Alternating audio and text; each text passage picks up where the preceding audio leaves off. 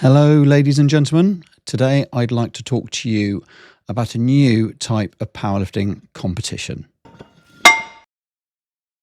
Okay, for those of you that don't know, I'm Henry and I run Super Training Gym in the UK, and we run 4 powerlifting competitions a year. Now, these are all British powerlifting, which is the IPF affiliated federation. These are all British powerlifting events, and so to compete at any of these, you have to have a British powerlifting membership. And I've recently had a concept approved by British Powerlifting.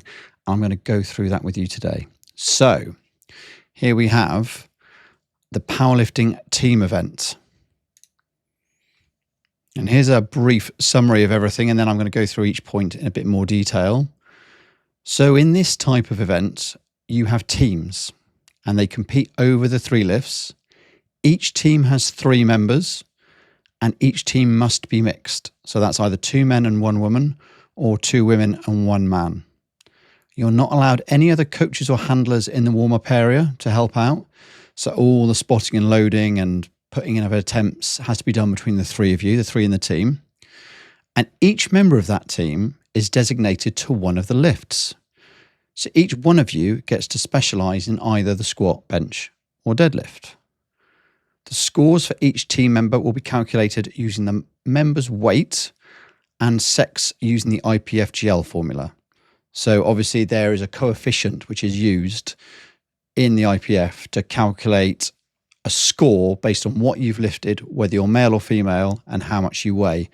And the idea is that to all intents and purposes, you can use that score to compare people across different weight classes. So in this team event, you'll each get the score for the individual lift based on who's doing that lift. And the winning team will be the one with the highest combined IPF points from each of the members' best lifts. So rather than taking the best squat, bench and deadlift kilos lifted, it'll be the best squat, bench and deadlift points that you've scored. So let's move on. So I've set up a fake team here called STUK Legends. And we've got Jack, Patrick and Poppy. So 2 boys and 1 girl. And Jack is going to do the squat, Patrick is going to do the bench, and Poppy is going to do the deadlift. So what would happen is on the entry form, you'd have a team entry form, and you'd also indicate roughly what that person was likely to do. So we put in the weights here of what we think these people are going to do. So the detailed entry form will have, it'll be Jack, he'll be male. We think he'll weigh about 64 kilos on the day. It doesn't have to be precise. You just want a rough estimate so we can gauge roughly what the scores are going to be. And that's so we can match people in flights. What his squat is going to be. And then Patrick, male, he weighs 90. He's going to do bench, roughly about 150. Poppy, female, weighing 80 kilos. And we think she'll do about 160. So that will be what you would put on the form for your team. You'll want to designate someone as the team captain. So we'll have Jack as our team captain for this STUK Legends team. And that team captain is just the contact point for all the correspondence prior to the team competition and for the team's conduct on the day. So you're the boss if you're the team captain. And it's just the same as when you go to international competitions, that you have to designate a coach who's responsible for everyone else's behaviour.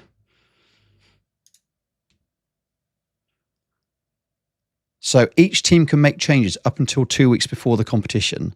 So if someone gets hurt or can't do it, you can sub in another lifter. You just have to let us know. As long as you contact us to let us know what they're going to weigh roughly and what they're going to lift. But you have to stick to that mixed format.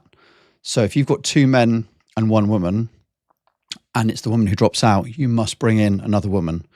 But as long as you have that mixed group of lifters, then you can compete on the day. So I roughly went over this earlier. So the IPF points for each best lift will be added together to get the team's overall score. After each discipline, so after squat and after bench, we'll put up a score sheet in the gym showing the league rankings where you are after that point. So what your points are from the squat, and then when you're after bench, it'll be the subtotal, the combined squat and bench press together. And then going into the deadlift, you can see exactly where you are before that. Each team member will help to handle and coach each other. So again, as I intimated earlier, you won't have a handler coach in the back with you. The three of you have got to split that job amongst yourselves. And I put on this slide, you could use some tactics here. Maybe you've got one of your team is very experienced handling, has done internationals and things like that. Maybe you don't want them deadlifting because maybe you want them calling the numbers and watching what's going on. So maybe you want to make sure that your deadlifter isn't your most experienced handler. So that there's some tactics could come into play there. Why? So why bring in this new type of competition when we've already got one that works perfectly well? Well, there are a few reasons. First of all, not everyone can do all three lifts, or not everyone can do all three lifts to a similar standard.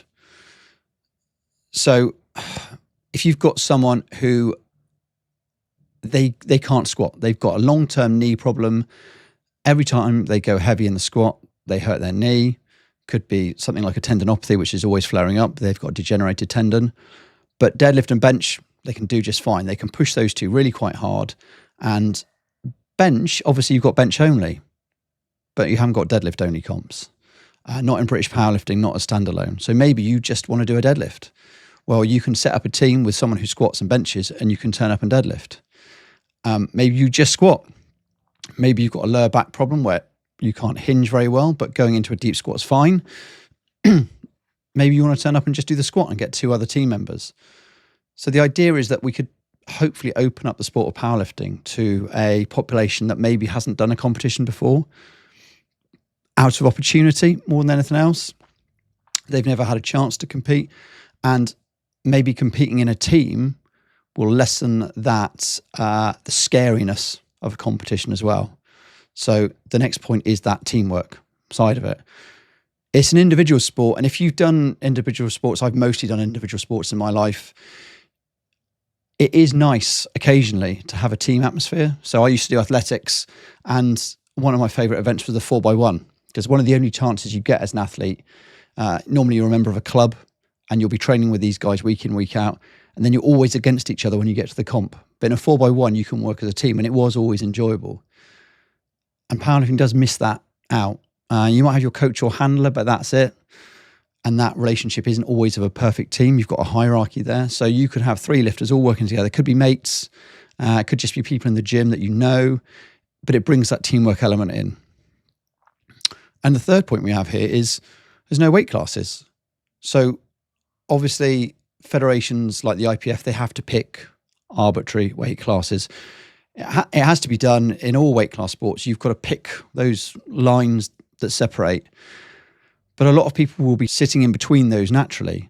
So you might have a male lifter who just sits more naturally around the 100 kilo mark, and they have to really push themselves up to 105, and they don't end up gaining much strength for it.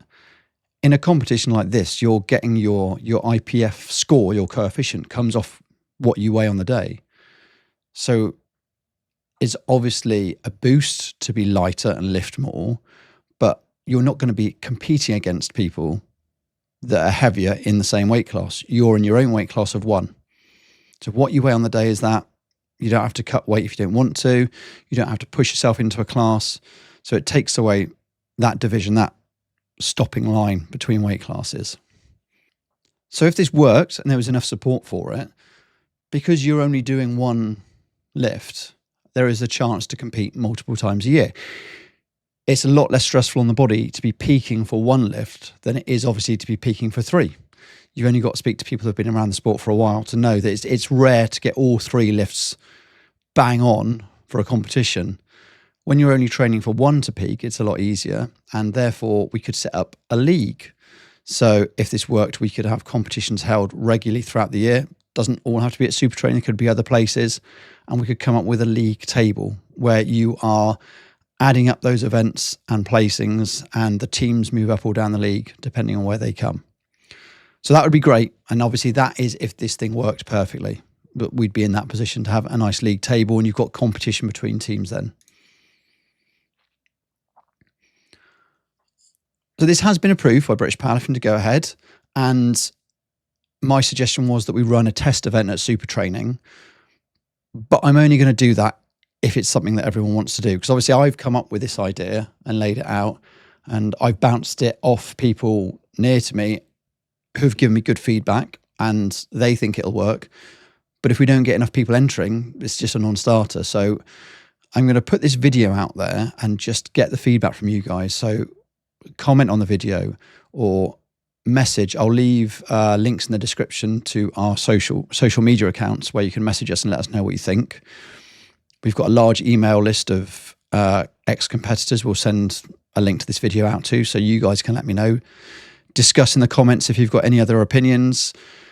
If I feel like it's getting enough traction and if there's enough interest, we will run a comp early next year, which will be 2025.